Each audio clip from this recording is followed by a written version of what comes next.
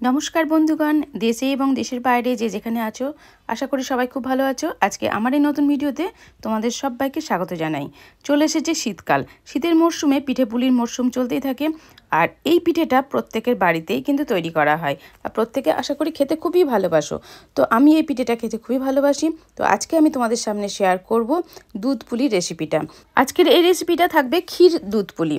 ক্ষীর দুধ পুলি কী করে বানাতে হয়, আর এই পুলিগুলো যাতে ভেঙে না যায় এবং সুন্দরভাবে সেদ্ধ হয়ে যায়, আর অনেক দিন ধরেও কিন্তু খাওয়া যায়, 2-3 দিন ধরে তো খাওয়া যেতেই পারে। তো এই দুধের মধ্যে অনেক সময় দেখা যায় গুড় দিলে দুধটা কেটে যায় আর পুলিগুলো ভেঙে যায়। সমস্ত টিপস আজকে এই ভিডিওতে তোমাদের সামনে শেয়ার করব। তোমরা আমার এই ভিডিওটা স্কিপ না করে টোটাল ভিডিওটা দেখতে থাকো। এবার আমি শুরু করে দিয়েছি রেসিপিটা। তার জন্য ফার্স্ট আমি কড়াই বসিয়ে দিয়েছি গ্যাসের ওপরে এবং কড়াইতে দিয়ে দিলাম 1/2 লিটার পরিমাণে জল। জলটাকে খুব ভালো করে ফুটিয়ে নেব। জলটা খুব ভালো মতন ফুটেও গেছে। এই সময় আমি এই ফুটন্ত জলে দিয়ে দিলাম 1.5 কাপ পরিমাণে চালের গুঁড়ো। এটা কেনা চালের গুঁড়ো আমি ব্যবহার করছি, সেদ্ধ চালের গুঁড়ো। এবারে গ্যাসের ফ্লেমটাকে একটু কমিয়ে দিলাম। কমিয়ে দেওয়ার পর চালের গুঁড়োগুলো দিয়ে দেওয়া হয়েছে জলের মধ্যে। তো এখন আস্তে আস্তে নাড়তে থাকছি। নাড়তে নাড়তে এই চালগুলো পুরো সেদ্ধ হয়ে যাবে, নরম হয়ে যাবে, আর একদম একটু টেনে টেনে যাবে, মানে একটু শুকিয়ে যাবে। সে অবস্থায় খুব ভালো করে আমি নেড়ে দিচ্ছি। ভালো করে নেড়ে দেওয়া আমার কমপ্লিট হয়ে গেছে। এখন আমি গ্যাসের ফ্লেমটাকে অফ করে দেব। অফ করে দিয়ে আমি 10 মিনিট মতন এটাকে ঢাকা দিয়ে রেখে দেবো, কারণ গরম ভাবটাও কেটে যাবে, তারপর এটা ভালো করে মাখিয়ে নিতে পারবো। গ্যাসের ফ্লেম কমিয়ে দিয়ে ঢাকা দিয়ে আমি 10 মিনিটের জন্য ওয়েট করছি। 10 মিনিট পর ফিরে এসেছি। 10 মিনিট পর ফিরে এসে আমি এবার এটাকে ভালো করে মাখিয়ে নেব। যেমন আটা ময়দা মাখানো হয় ঠিক সেম প্রসেসে এটাকে মাখিয়ে নেব। ডোটা হবে খুব শক্ত হলে হবে না, আবার খুব নরম হলেও হবে না, সেরকমভাবে খুব ভালো করে হাত দিয়ে মাখিয়ে নেব। যদি প্রয়োজন হয় যে খুব শুকনো হয়ে যাচ্ছে বা শক্ত হয়ে যাচ্ছে, তোমরা সেই জায়গাতে অল্প একটু গরম জল মিক্সড করে নিয়ে এটাকে মাখিয়ে নিতে পারো। ঠান্ডা জল এখানে ব্যবহার করা যাবে না। বন্ধুরা, আমি এখানে আরেকটা গুরুত্বপূর্ণ টিপস তোমাদের শেয়ার করছি। দুধ পুলি যখনই বানাবে তখন আতপ চালের গুঁড়ো নেবে না। আতপ চালের গুঁড়ো দিয়ে যদি দুধ পুলি বানানো হয়, সেই দুধ পুলিগুলো খুব চিমড়ে হয়, ছিবড়ে ছিবড়ে হয়ে যায়। পরের দিন যখন খেতে যাবে তখন কিন্তু এত শক্ত হয়ে যাবে, সেটা তোমরা খেতেও পারবে না। ওই জন্য সেদ্ধ চালের গুঁড়ো নিলে কিন্তু সেই পুলিগুলো খেতে কিন্তু দুর্দান্ত হয়। আমার ডোটা একদম মাখানো কমপ্লিট হয়ে গেছে। দেখো কতটা নরম হয়েছে, সেটা আমি তোমাদের দেখিয়ে দিচ্ছি।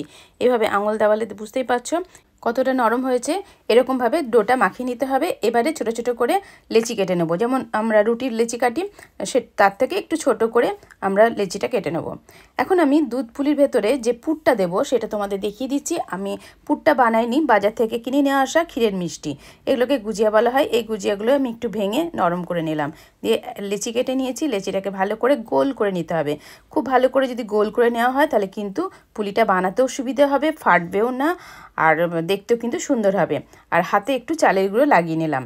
চালের গুঁড়ো লাগিয়ে নেওয়ার পর এইভাবে 2 হাত দিয়ে এইভাবে একটু মানে ঢাকনার মতন, মানে বাটির শেপে, হাফ বাটির শেপের এরকম করে শেপটা দিয়ে নিলাম। তোমরা দেখেও বুঝতে পারছো কীরকমভাবে বানালাম। এভাবে দেওয়ার পরে একটু পাতলা করে বানাবে, তাহলে সেই দুধ পুলিগুলো খেতে ভালো হয়। অনেকেই দেখি যে অনেকটা মোটা মোটা করে এই খোলগুলো করে, তো আমার মনে হয় যে না, একটু পাতলা পাতলা করে যদি করি সেই দুধ পুলিগুলো খেতে বেশ নরম হয়, টেস্টিও হয়। এভাবে বেশ কিছুটা পরিমাণে সেই ক্ষীরের মিষ্টিটা আমি ভেতরে দিয়ে দিলাম। তারপর এটাকে মুখটাকে লক করে দিতে হবে খুব ভালো করে। যদি এই লকটা ঠিকঠাক মতো না করা হয় তাহলে কিন্তু দুধে এই পুলিটা যখন পড়বে সেটা কিন্তু ফেটে ভেতরের ক্ষীরটা বেরিয়ে যাবে। সেই জন্য এই দিকে কিন্তু খুব ভালো করে গুরুত্ব দিতে হবে, যাতে খুব ভালো করে বা চেপে চেপে চেপে চেপে দুটো মুখকে জয়েন করানো হয়। এখানে জলের কোনো ব্যবহারের দরকার নেই, প্লেন এমনি চেপে চেপে দিলেও কিন্তু হয়ে যাবে। তবে আমি কোনো ডিজাইন করছি না আজকে, এমনি প্লেনই এরকমভাবে পুলি বানাচ্ছি। তবে সমস্ত পুলিগুলো আমার তৈরি করা কমপ্লিট হয়ে গেছে।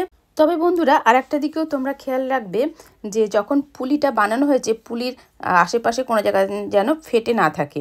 তার জন্য আগে ডোটাকে খুব ভালো করে মাখিয়ে নিলেই এই প্রবলেমটা আসবে না।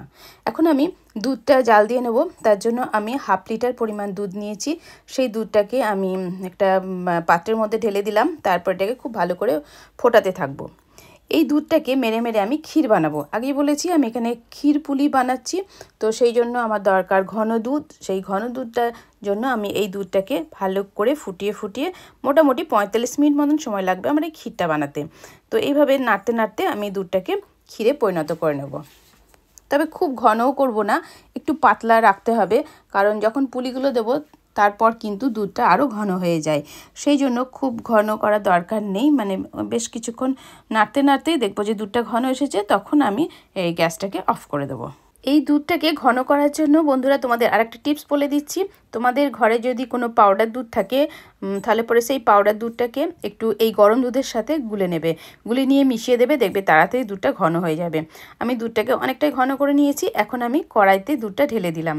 কড়াইতে ঢেলে দেওয়ার পর এতে দিয়ে দিলাম ছোটো এলাচ, একটু ফাটিয়ে ছোটো এলাচ দিয়ে দিয়েছি, আর দুটো তেজপাতা, যাতে এর স্বাদটা আরও বেড়ে যায়।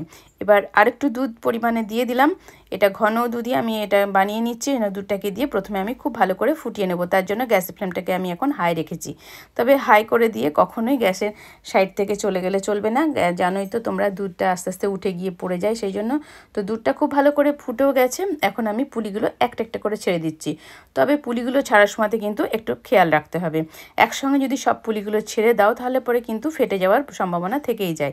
ওই জন্য একটা একটা করে, মানে যেখানে যেখানে ফাঁকা আছে সেই জায়গাগুলো দেখে দেখে পুলিগুলোকে ছাড়তে হবে, তাহলে কিন্তু পুলিগুলো ফাটবে না। আর এই ছেড়ে দেওয়ার পর কিন্তু আর নাড়া যাবে না, কিছুক্ষণ সেদ্ধ হতে দিতে হবে, তারপরে কিন্তু নাড়তে হবে। তো নাড়ার সময়তেও কিন্তু একটা কায়দা আছে, সেটাও তোমাদের শিখিয়ে দিচ্ছি। এখন আমি গ্যাসের ফ্লেমটাকে মাঝারি করে রেখেছি, রেখে দুধ পুলিগুলো ফুটিয়ে নিচ্ছি। দেখো ফুটে গেছে। এই সময় আমি দিয়ে দিলাম খেজুরের গুড়, মানে ওই যে লিকুইড যে খেজুরের গুড় হয় সেই গুড়টা দিয়ে দিলাম। তবে বন্ধুরা, এই লিকুইড গুড়টা দেওয়ার সময়তে অবশ্যই কিন্তু গ্যাসের ফ্লেমটাকে একদম কমিয়ে দিতে হবে। যদি হাই ফ্লেমেতে এই গুড়টা দাও তাহলে পরে অনেক সময়তে দুধটা ফেটে বা কেটে যেতে পারে। তো সেইটার দিকে ধ্যান রেখেই কিন্তু তোমাকে এই গুড়টা মিক্সড করতে হবে পুলিতে। তো পুলিটা অনেকটা সেদ্ধ হয়ে গেছে। এবার নাড়ার সময় বলছি, কখনোই হাতা দিয়ে আমি যেরকমভাবে নাড়তে গেলাম ওরকমভাবে কখনোই নাড়বে না। এখন দেখো আমি একটা এরকম ধরনের সরু একটা কিছু থাকলে নিতে পারো, বা খন্তির পেছনটা দিয়ে এইভাবে আস্তে আস্তে নাড়বে, তাহলে পরে কিন্তু পুলিগুলো ভেঙেও যাবে না বা ঘেটেও যাবে না। আমি দেখো কত সুন্দরভাবে দেখিয়ে দিলাম তোমাদের। এইভাবে তোমরা নাড়বে, এরকম খন্তির পেছনটা দিয়ে একটু নেড়ে দেবে, দেখবে ঠিকঠাক মতন উল্টে পাল্টে যাবে। আস্তে আস্তে ফুটতে দিতে হবে। ফুটতে ফুটতে দেখো কালারটা কত সুন্দর চলে এসেছে, সেন্টটাও কিন্তু খুব সুন্দর বেরোচ্ছে। আমার ক্ষীর দুধ পুলি একদম রেডি হয়ে গেছে। গ্যাসের ফ্লেমটাকে অফ করে দিয়েছি। এবার ঠান্ডা করার পর আমি একটা পাত্রে তুলে নিচ্ছি।